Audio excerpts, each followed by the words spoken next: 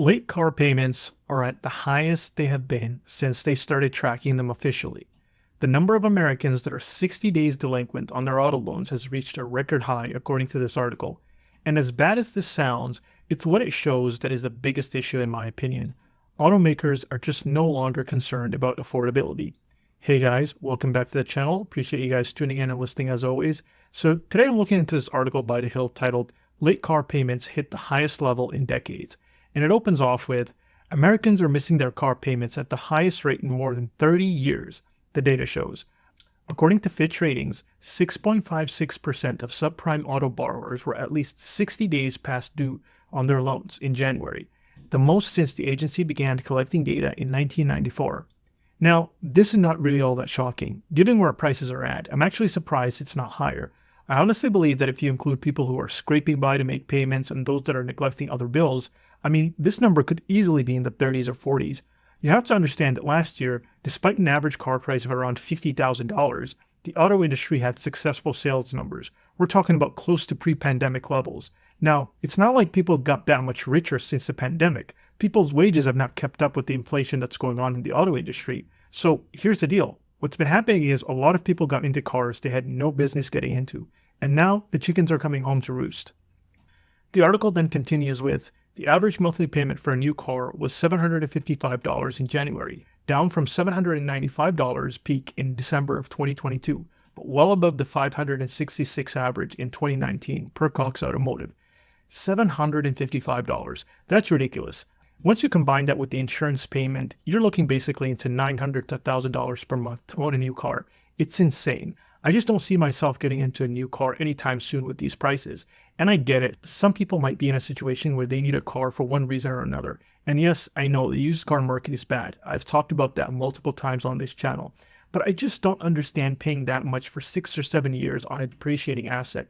Unless you're paying cash or putting a massive down payment on something like a Toyota or a Honda that'll keep its value over time, I would just avoid new car purchases for the time being. With all this being said, on a fundamental level, the biggest issue with auto loan delinquencies is what they highlight about the auto industry. Automakers are not shy of putting a lot of financial stress on their consumers in exchange for short-term profits. Think about it. That's an additional $200 that has priced out a large chunk of their consumers. That's 40%. Your average wages have not gone up 40%. Personally, in 2019, I had an auto payment of about $567 and some change for a new vehicle. I have since paid it off. Guess what? Thanks to inflation, my monthly expenses have actually gone up 40% without that $526 payment. And no, I haven't taken on a mortgage or gotten married or had a kid. This is strictly a byproduct of increases in my rent, groceries, and other bills. If I were to take on an auto payment today, I would be living paycheck to paycheck, and I consider myself somewhat of a minimalist. Think about people trying to have kids or mortgage. Think about the cost of living crisis.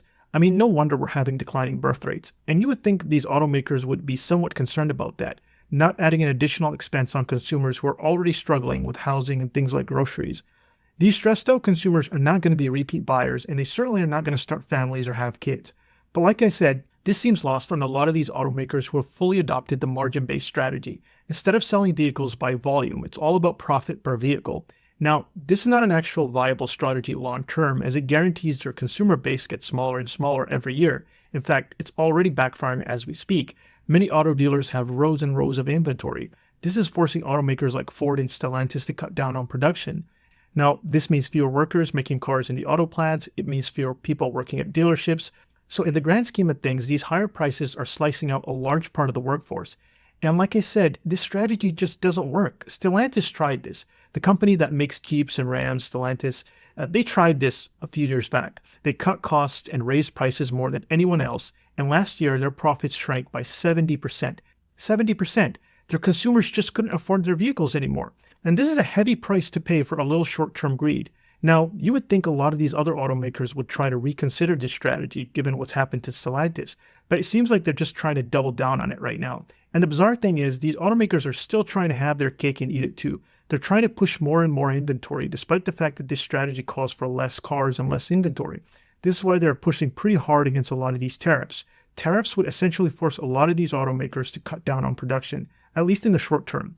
Many dealers already have too much inventory and don't mind a pause on new units. Now, the automakers will try to prevent that.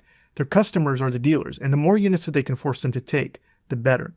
Anyways, the whole situation is sad, and unfortunately, I can only see it getting worse. But those are my thoughts. Let me know what you guys think about this in the comment section below. And as always, if you enjoyed this, make sure to click like and subscribe. See you guys in the next one.